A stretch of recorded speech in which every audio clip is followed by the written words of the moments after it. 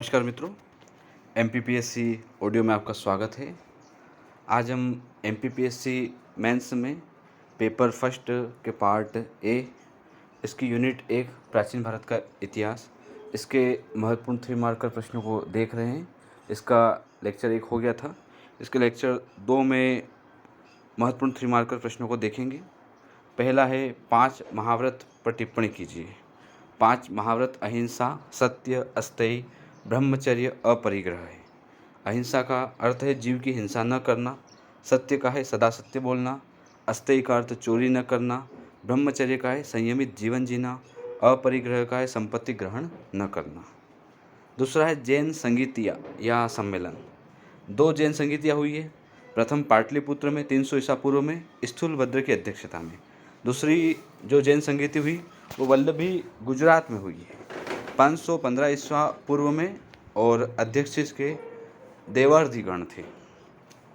अगला है 3 मार्कर, बौद्ध धर्म पर टिप्पणी कीजिए। तो बौद्ध धर्म के संस्थापक गौतम बुद्ध हैं। बौद्ध धर्म के त्रिरत्न बुद्ध धम्म संघ है।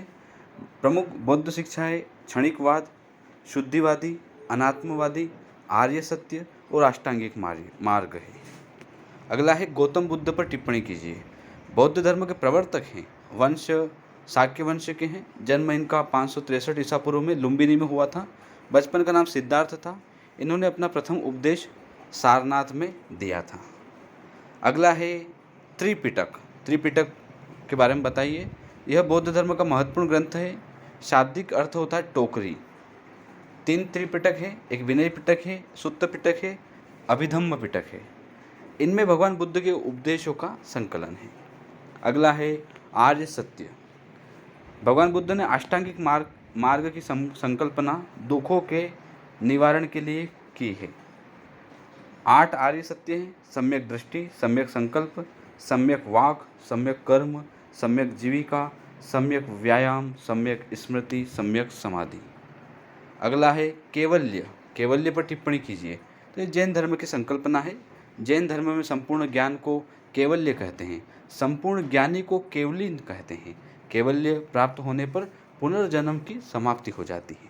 अगला है जैन धर्म को किन राजाओं ने संरक्षण दिया था। तो राजाओं के नाम लिखना है: खारवेल, स्थूलभद्र, चंद्रगुप्त मौर्य, बिंबिसार, अजातशत्रु, चंडघोत, चेटक, उदयन। अगला है मगध महाजनपद। मगध महाजनपद ये 16 महाजनपदों में सबसे प्रमुख है। इसकी राजधानी गिरिव्रज या राजगृह थी। शासक इसका बिंबिसार था। क्षेत्र जो है पटना, गया, शाहाबाद का क्षेत्र है वर्तमान में। अगला है सिकंदर। सिकंदर पर टिप्पणी कीजिए 3 मार्कर में। तो ये मकदूनिया का ग्रीक शासक था। इसे अलेक्जेंडर द ग्रेट कहते हैं। इसकी शासन अवधि 336 से 323 ईसा पूर्व रही है। पिता फिलिप द्वितीय था। सिकंदर ने 327 ईसा पूर्व में भारत अभियान प्रारंभ किया था। अगला प्रश्न है हर्यक वंश के संस्थापक कौन थे। इसका उत्तर है बिंबिसार थे। अगला है अजातशत्रु पर टिप्पणी कीजिए 3 मार्कर। तो ये हर्यक वंश का प्रतापी शासक था। इसका उपनाम कुणिक या पितृहंता था। इसके समय प्रथम बौद्ध संगीति का आयोजन हुआ था। अगला है उदयन। मगध का शासक था। पिता इसका अजातशत्रु। जैन धर्म का समर्थक। इन्होंने राजधानी परिवर्तन राजगृह से पाटलिपुत्र की थी उदयन ने। अगला है नंद वंश के संस्थापक। इसका उत्तर रहेगा 3 मार्कर में महापदम नंद थे। इन्होंने विशाल साम्राज्य की स्थापना कर एकराट की उपाधि धारण की थी। किसने? महापदम नंद ने। अगला है सुश्रुत। ये प्राचीन भारतीय शल्य चिकित्सक थे। शल्य चिकित्सा के जनक कहलाते हैं। इनकी रचना जो है वो सुश्रुत संहिता है। इन्होंने धन्वंतरि से शिक्षा प्राप्त की थी। अगला है मेगस्थनीज पर टिप्पणी कीजिए। तो ये चंद्रगुप्त मौर्य के दरबार में आया विदेशी यात्री था। इसकी प्रसिद्ध पुस्तिका इंडिका थी। यह यूनानी सम्राट सेल्यूकस का राजदूत था। अगला है चंद्रगुप्त मौर्य। चंद्रगुप्त मौर्य पर 3 मार्क में टिप्पणी करना है। तो ये मौर्य वंश के संस्थापक है। इन्होंने प्रथम अखिल भारतीय साम्राज्य की स्थापना की। इनकी राजधानी पाटलिपुत्र थी। उपनाम इनका सेंट्रोकोट्स था और प्रधानमंत्री आचार्य चाणक्य थे। अगला है बिंदुसार। तो मौर्य वंश का शासक है। राजधानी पाटलिपुत्र थी। आजीविक संप्रदाय का अनुयायी था। इसका उपनाम जो था बिंदुसार का वो सिंहसेन, भद्रसार और बिंदुपाल था। अगला है अशोक पर टिप्पणी कीजिए। तो मौर्य वंश का शासक। उपनाम अशोकवर्धन या प्रियदर्शी। प्रसिद्धि 261 ईसा पूर्व में कलिंग आक्रमण के कारण। बौद्ध धर्म का अनुयायी था। इन्होंने विभिन्न शिलालेख, अभिलेख, गुहालेखों का निर्माण करवाया था। अगला है चाणक्य। चाणक्य पर टिप्पणी कीजिए। तो बचपन का नाम इनका विष्णुगुप्त था। इन्हें भारत का मेकियावेली भी कहते हैं। इन्होंने लोक प्रशासन की प्रामाणिक पुस्तक अर्थशास्त्र की रचना की। यह मौर्य सम्राट चंद्रगुप्त मौर्य व बिंदुसार के प्रधानमंत्री भी रहे हैं। अगला है कलिंग युद्ध। कलिंग युद्ध पर टिप्पणी करना है तो 261 ईसा पूर्व में संपन्न हुआ था। सम्राट अशोक ने अपने राज्याभिषेक के 8वें वर्ष लड़ा था। ये परिणाम सम्राट अशोक विजयी हुआ। इस युद्ध में व्यापक नरसंहार के पश्चात अशोक ने युद्ध त्याग की घोषणा की। इस युद्ध का वर्णन अशोक ने 13वें शिलालेख में किया है। अगला है मौर्य वंश के पतन के कारण बताइए। तो राष्ट्रीय चेतना का अभाव था, अयोग्य व निर्बल अधिकारी, करों की अधिकता थी, प्रशासन का अत्यधिक केंद्रीकरण, प्रांतीय शासकों के अत्याचार, ये मौर्य वंश के पतन के कारण थे। अगला है पुष्पमित्र शुंग पर टिप्पणी कीजिए। तो शुंग वंश के संस्थापक थे। 184 ईसा पूर्व में शुंग वंश की स्थापना की। इनकी राजधानी विदिशा थी। इन्होंने भरूत स्तूप का पुनर्निर्माण करवाया था। अगला है मथुरा कला शैली पर टिप्पणी कीजिए। तो इस कला शैली का जन्म कनिष्क के समय मथुरा में हुआ।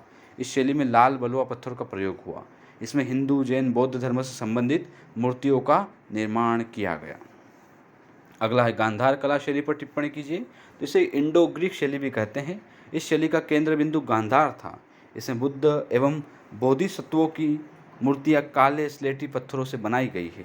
कनिष्क ने इस शैली को संरक्षण दिया था। तो इस प्रकार मित्रों आप देख सकते हैं कि 3 मार्कर प्रश्न प्राचीन भारत से किस प्रकार से कैसे पूछे जाएंगे। जैसे सिंधु घाटी सभ्यता से, वैदिक सभ्यता से किस प्रकार के प्रश्न पूछे जा रहे हैं, बौद्ध जैन धर्म से, महाजनपद काल से, गुप्त वंश, मौर्य वंश, शुंग वंश से कैसे प्रश्नों को पूछा जा रहा है और हम कैसे उनमें तथ्यों का समावेश करके अच्छा उत्तर लिखने का प्रयास कर सकते हैं।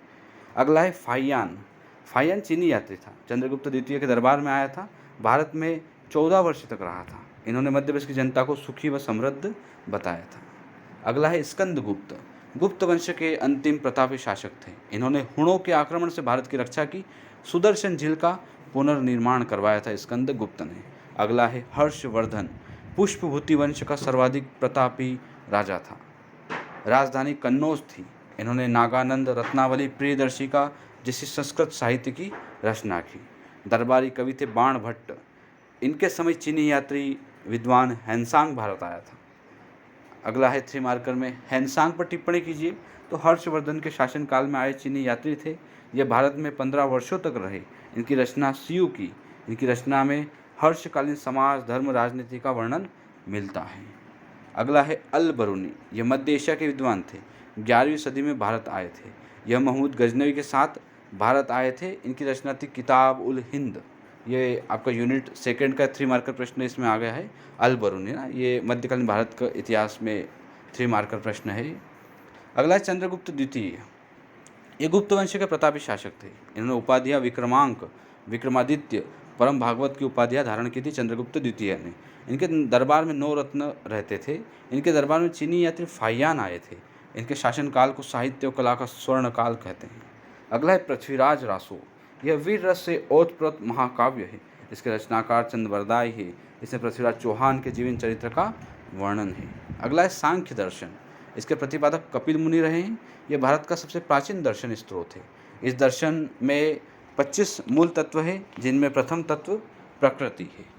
सांख्य दर्शन में सत्य, रज, तम तीनों गुणों को अपनाया गया है। अगला है मनुस्मृति। मनुस्मृति पर टिप्पणी कीजिए। तो सबसे प्राचीन स्मृति है। इसे हिंदुओं की विधि संहिता कहा जाता है। इसके रचयिता मनु थे। इसमें सृष्टि से आरंभ करके मानव समाज के विकास व दैनिक कर्तव्यों का वर्णन किया है। अगला है वेदांग क्या है। तो वेदांग का अर्थ है वेद की सहायक विधाएं। ये वेद के अर्थ ज्ञान में सहायता पहुंचाते हैं। वेदांग की संख्या 6 है। शिक्षा, कल्पसूत्र, व्याकरण, निरुक्त, छंद, ज्योतिष। अगला है श्वेतांबर पर टिप्पणी कीजिए। इस संप्रदाय के प्रमुख स्थूलभद्र थे। स्त्रियां निर्वाण योग्य है।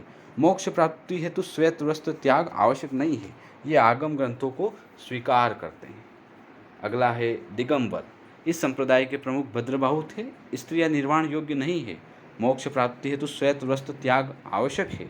ये आगम ग्रंथों को अस्वीकार करते हैं। अगला है सारनाथ। यह काशी महाजनपद का प्रमुख बौद्ध स्थल है। इसका अर्थ होता है आध्यात्मिक प्रकाश की नगरी। यहाँ पर भगवान बुद्ध ने सर्वप्रथम अपना धर्मोपदेश दिया था। यहाँ पर अशोक ने प्रस्तर स्तंभों का भी निर्माण कराया। अगला है लोथल। यह हड़प्पा कालीन स्थल है। खोज रंगनाथ राव ने की थी। यह स्थल वर्तमान में अहमदाबाद गुजरात में है। यहाँ से पूर्ण हाथी दांत, चावल व बाजरे पर 2 मुंह, राक्षस का अंकन आदि साक्ष्य मिले हैं। अगला है दसराज युद्ध पर टिप्पणी कीजिए। तो यह युद्ध रावी नदी के तट पर भरत वंश के राजा सुदास व 10 अन्य राजाओं के बीच लड़ा गया था। इस युद्ध में अंततः विजयी राजा सुदास की हुई थी। इस युद्ध का वर्णन ऋग्वेद के 7वें मंडल में है। अगला है ऋग्वेदिक धर्म। ऋग्वेदिक लोग प्रकृति पूजक थे। ऋग्वेदिक धर्म में योग धर्म कांडों का प्रचलन था। ये सार्वभौमिक सत्ता में विश्वास करते थे। इस काल के प्रमुख देवता इंद्र व अग्नि थे। अगला है भागवत धर्म। इसके संस्थापक वसुदेव कृष्ण है। इस धर्म का केंद्र मथुरा था। इस धर्म के अनुयायी मानते थे कि भक्ति द्वारा ही ईश्वर की प्राप्ति की जा सकती है, यज्ञ बलि व पूजा के द्वारा नहीं।